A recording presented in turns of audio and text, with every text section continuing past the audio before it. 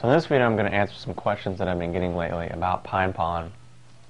Now pine pollen, if you don't know, is this substance here, this delicious yellow powder, and it also comes in these little convenient tablets, which I like to just snack on. I like to carry it with me. I like to just eat because it's kind of like an herbal piece of candy almost. I mean, remember like sweet tarts, those little sour candies that you get as a kid? This is really what we should have been eating. But anyways, it's a different story. So, the first question is, pine pollen, just some sort of exotic, rare, herbal supplement, or it can actually be a food, something that's nourishing us on a deep level? And actually it seems to be both, depending on the form in which you take it. Because you can take this powder here and just eat it, and it's a very nutritious food, rich in amino acids, minerals, vitamins, and a lot of other really unique nutrients that our body needs. So you can just eat it as a food, it's fine. And actually I've heard that they sell these, they sell it in powdered form, Korean grocery stores and Chinatowns and things like that, because people actually bake with it or incorporate it into their food as, a nutritive and tonifying food. So that's the powder. The powder is more of the food, more of the nutritive thing. So if you take the tincture, you take that powder and you tincture it, then it seems that these hormones become bioavailable because we can take them, squirt them in our mouth, and absorb the hormones directly through the membranes in our mouth. Because there's some debate as to whether or not, if we just eat it as a substance or eat it as a food, whether or not these hormones are even bioavailable or if they're just destroyed by digestive acids and digestive juices. Now I can say, just from eating the powder, I definitely feel some really good things from it. Definitely not as intense or strong as from the tincture. So definitely the tincture is more bioavailable and more immediate in the effects. But the powder seems to be more of like a long-term food or adaptogenic herb. So that's really the tincture versus the powder, and both have appropriate usages. And depending on what your goals are, you might want to pick one or the other, or pick both. I've been doing both over the last 3 weeks and been having really, really good results, which we'll get to a little bit later. So the next question is, since pine pollen contains androgenic hormones in a bioavailable form, does this mean that if you're taking them in, will your body eventually just stop producing its own hormones? So one instance where I've heard this explanation or this example before, or this line of thinking before, is that people would say, oh, well, if you take a lot of digestive enzymes, then your body will eventually just stop producing enzymes.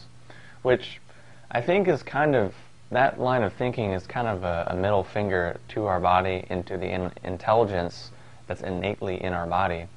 And I think a lot of people in the quote health food or healing movement, whatever you want to call it, really don't have much faith in their body, and really just think their body's stupid and mechanical, and just think they have to be really controlling and rigid with all these different things to make sure their body does this. In reality, our body's working with billions of years of intelligence, all this DNA that's stored inside of us, all the information that's stored inside of us.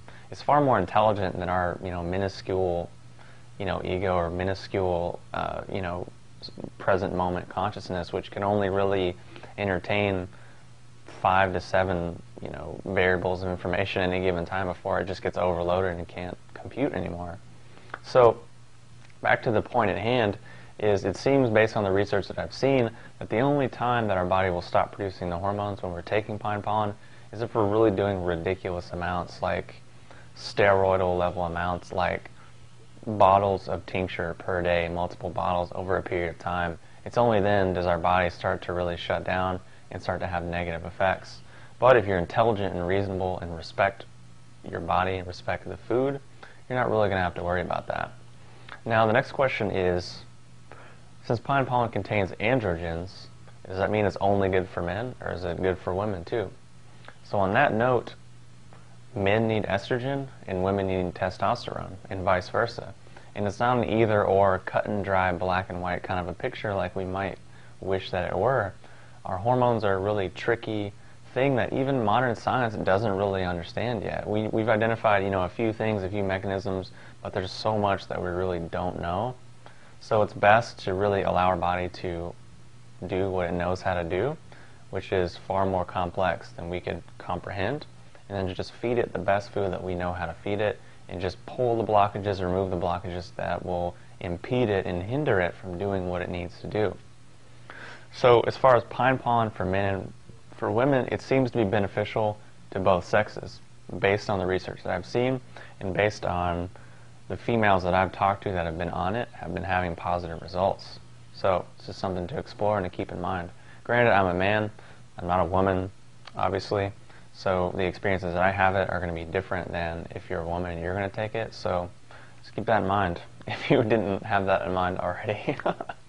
So the next question is the tincture versus the powder, which we touched on before. Now, the tincture would just be more for the hormonal aspects, more for the immediate getting those hormones in your system, and how you want to use it is to squirt it in your mouth. And it's not something you just want to swallow down or chase down with water. It's something you want to let sit in your mouth for a couple of minutes and really swish it around your mouth. And what I typically do is just squirt it in there and then go do something and just forget about it and just have it in my mouth for 5 minutes or so until I really have a lot of saliva and just swish it around, and then I swallow it. And at that point, I just pretty much feel instant energy from it. So the next question is, where can you get pine pollen, and where have I been getting mine?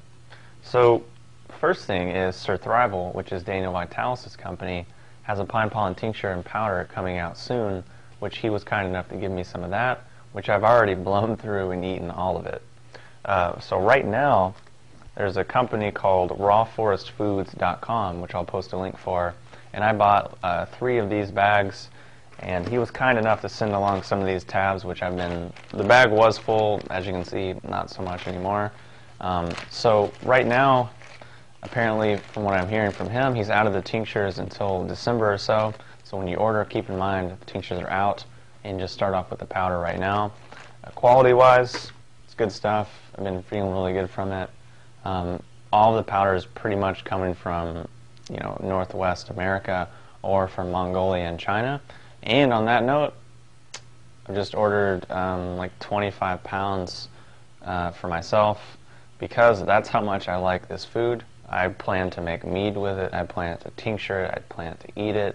I want to really eat it a lot and just see what happens and see what the benefits are, and just really explore this food that we really kind of overlooked and haven't really given its day in court, really haven't given it its, you know, opportunity to really have the spotlight like it should have.